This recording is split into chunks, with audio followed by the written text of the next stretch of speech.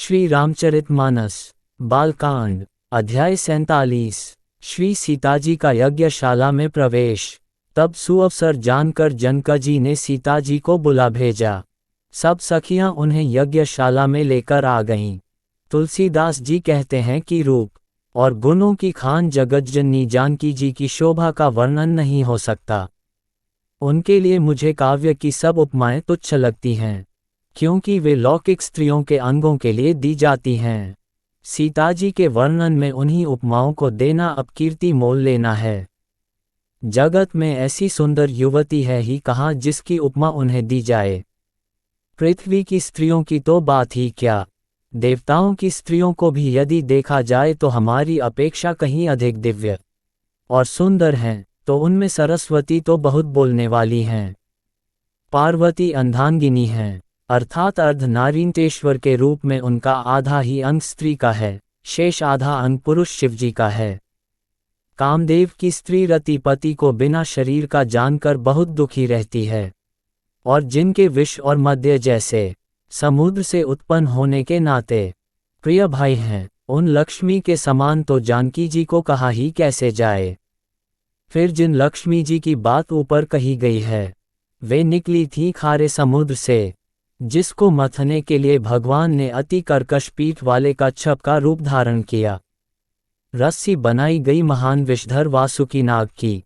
मथानी का कार्य किया अतिशय कठोर मंद्राचल पर्वत ने, और उसे मथा सारे देवताओं और दैत्यों ने मिलकर। जिन लक्ष्मी को अतिशय शोभा की खान और अनुपम सुंदरी कहते हैं, उनको प्रकट करने में हेतु बने ये सब असुंदर एवं स्वाभाविक ही कठोर उपकरण।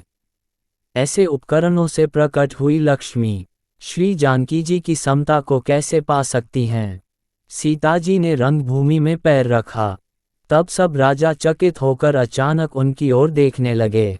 तुलसीदास जी कहते हैं कि इस प्रकार का संयोग होने से जब सुंदरता और सुख की मूल लक्ष्मी उत्पन्न हो, तो भी कवि लोग उसे बहुत संकोच के साथ सीताजी के समान कहेंगे।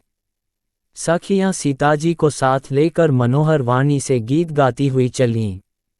सीताजी के नवल शरीर पर सुंदर साड़ी सुशोभित है। जगज्जननी की महान छवि अतुलनीय है। सब आभूषण अपनी अपनी जगह पर शोभित हैं, जिन्हें सखियों ने अंग अंग में भली भांति सजाकर पहनाया है।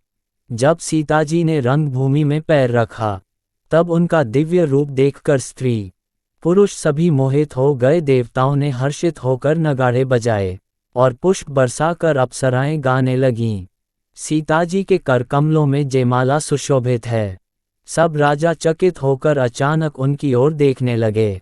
सीताजी चकित चित्त से श्री राम जी को देखने लगीं। तब सब राजा लोग मोह के वश हो गए। सीताजी ने मुनि के पास बैठे हुए दोनों भाइयों को देखा, तो उनके नेत्र श्री राम जी में जा स्थिर हो गए। परंतु गुरुजनों की लाज से तथा बहुत बड़े समाज को देखकर सीताजी सकुचा गईं। वे श्री रामचंद्र जी को हृदय में लाकर सखियों की ओर देखने लगीं।